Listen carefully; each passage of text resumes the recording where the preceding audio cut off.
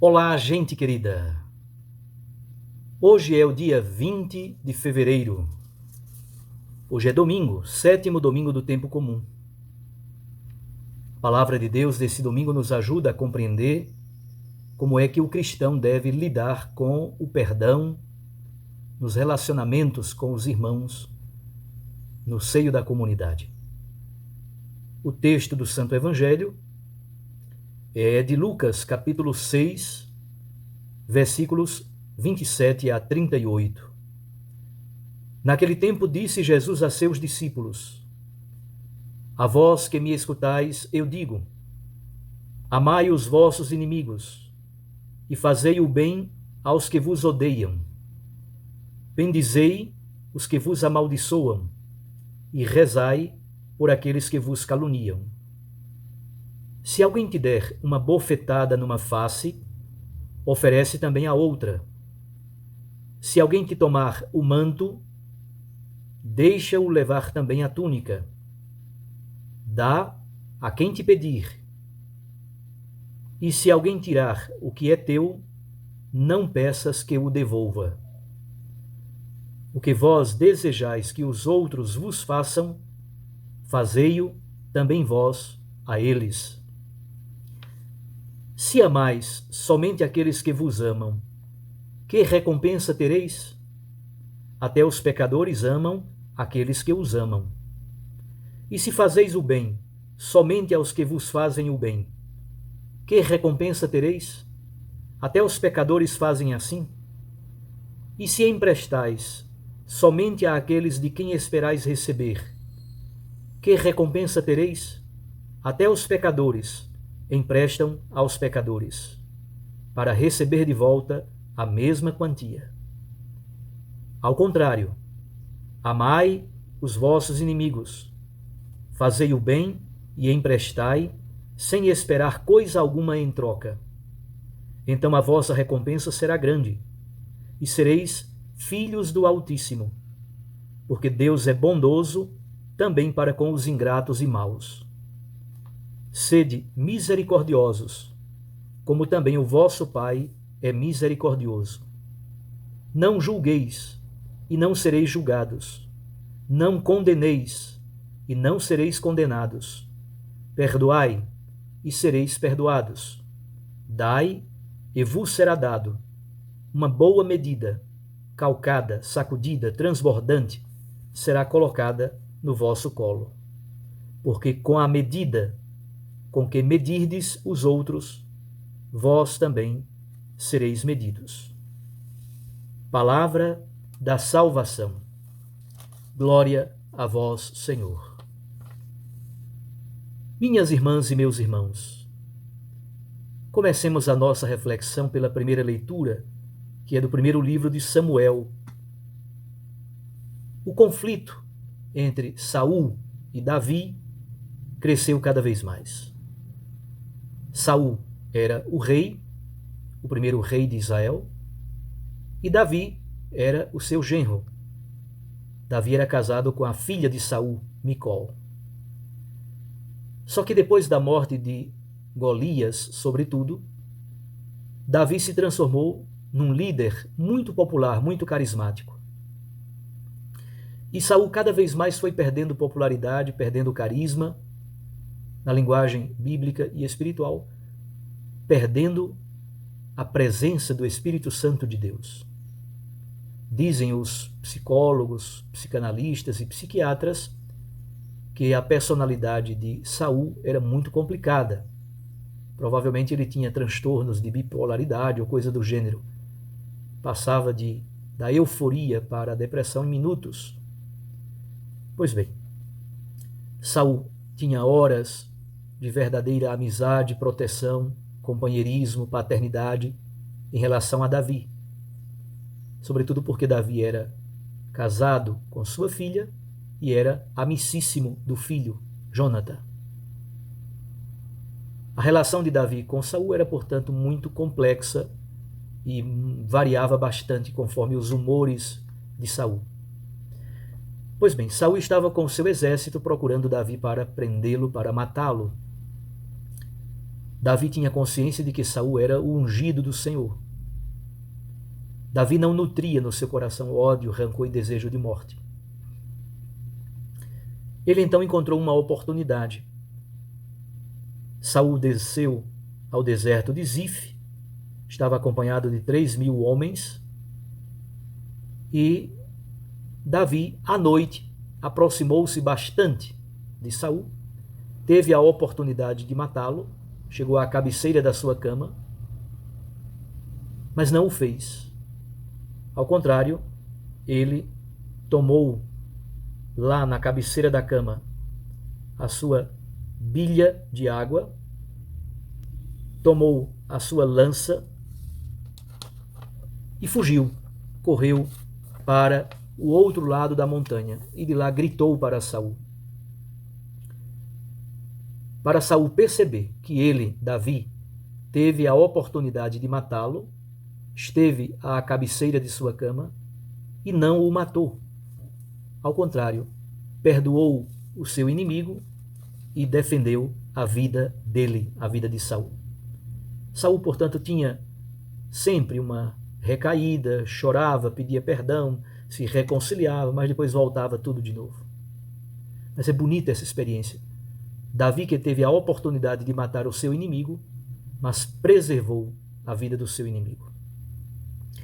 É essa a temática central do evangelho de hoje. Amar o inimigo. Bonito os verbos que são usados. Veja, amai os vossos inimigos, fazei o bem aos que vos odeiam, bendizei os que vos amaldiçoam, rezai por aqueles que vos caluniam. Amar, fazer o bem, bendizer e rezar. E depois destes verbos há sempre um complemento profundamente negativo: inimigos, pessoas que odeiam, pessoas que amaldiçoam, pessoas que caluniam. Aqui está talvez a página mais difícil, mais complexa do Santo Evangelho. No Evangelho há como que um crescendo, algo gradativo nessa relação bonita com o amor. Daqui a pouco chegaremos à regra básica, à regra dourada da ética universal. Jesus continua dizendo 2 ditos, um sobre a agressão, sobre a violência contra o corpo, o outro sobre a violência contra os bens, as posses, o próprio corpo e as posses que alguém tem para viver. Veja bem, se alguém tomar o manto, deixa-o levar também a túnica. Se alguém der uma bofetada na face, oferece a outra. Obviamente aqui temos uma mistura de hipérbole com aquilo que Jesus quer nos dizer. Mas fundamentalmente Jesus quer dizer que às vezes é preferível perder a razão para não perder a paz. Isto é, perdoar, oferecer a outra face, não fazer de conta possíveis prejuízos. Quantas pessoas dizem, não, eu prefiro tomar o prejuízo a ter que fazer confusão por causa dessa bobagem. Ter a sabedoria para esses discernimentos nem sempre é fácil. Jesus então chega no versículo 31 à elaboração positiva da regra de ouro da ética universal. O que nós queremos que os outros nos façam, nós devemos também fazê-lo a eles. Em segunda pessoa do plural, o que vós desejais que os outros vos façam, fazei-o também vós a eles. No Evangelho, Jesus formula isso primeiro de modo negativo, aquilo que não queremos que os outros nos façam.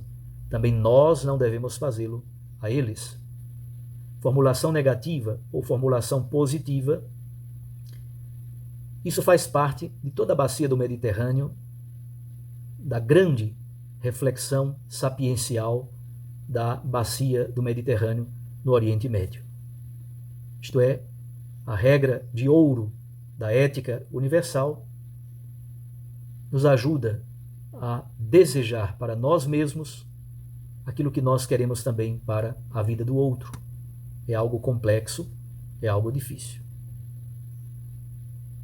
Nestes primeiros versículos, nos versículos 23 até no versículo 27 até o versículo 30, temos então esta temática do amor ao inimigo.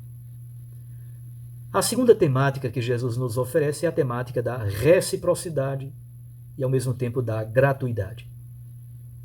Se Davi tivesse se movido somente pela reciprocidade, teria matado Saul, já que Saul queria matá-lo.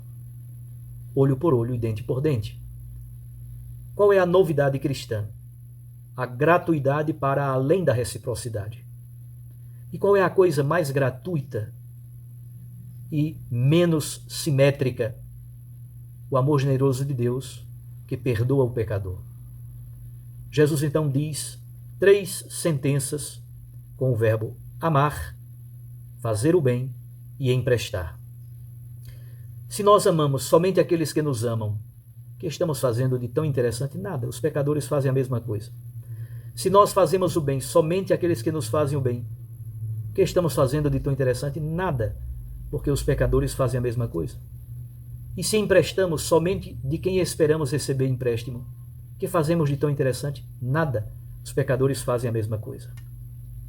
Amar, fazer o bem, emprestar de modo gratuito, para não termos um comportamento meramente de reciprocidade, de simetria, fazendo aos outros aquilo que simplesmente esperamos receber em troca.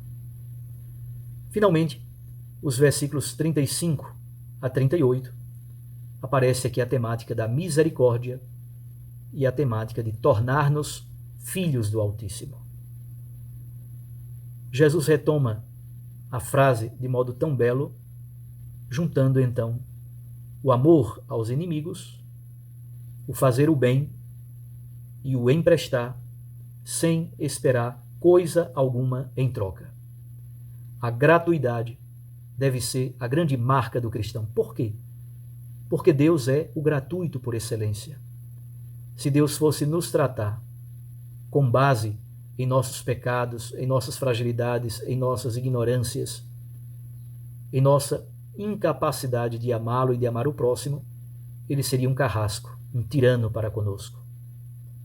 Por isso, Jesus diz, quem fizer isso, quem puder amar o inimigo, vai se tornar filho do Altíssimo. Qual é a grande característica do filho? Fazer aquilo que o pai faz. E o que é o que o pai faz? Ama, perdoa. É capaz de estar na janela esperando por nós, como o pai da parábola do filho pródigo, ou dos 2 filhos e o pai misericordioso. A grande característica do pai no Evangelho de Lucas é ser misericordioso. Se nós somos filhos de Deus, filhos deste pai, ora, o filho tem a mesma característica do pai, herda a mesma identidade, o mesmo ofício, a mesma profissão, herda as mesmas características que o pai tem. E a grande característica do pai no Evangelho de Lucas é exatamente a misericórdia. O filho puxa ao pai. Portanto, não devemos julgar, não devemos condenar. Positivamente, devemos perdoar e doar, porque com a medida com que nós medimos os outros, nós também seremos medidos pelo Pai. Essa conclusão do texto do Evangelho de hoje é muito bela. É um pouco aquilo que nós rezamos no Pai Nosso todos os dias. Perdoai-nos as nossas ofensas, assim como nós perdoamos a quem nos tem ofendido. Voltemos então agora à segunda leitura da primeira carta de Paulo aos Coríntios. Paulo fala do velho Adão, o Adão natural, o Adão terrestre, mas Paulo fala também do novo Adão, Jesus Cristo. E Jesus Cristo é a estatura do homem novo e perfeito, capaz de amar os inimigos, capaz de ser misericordioso, capaz de devolver amor, misericórdia e compaixão, mesmo a quem nos faz o mal. É esse novo Adão que deve estar impregnado dentro de nós. É um domingo belíssimo, marcado por essa característica da misericórdia, da compaixão, do amor aos inimigos.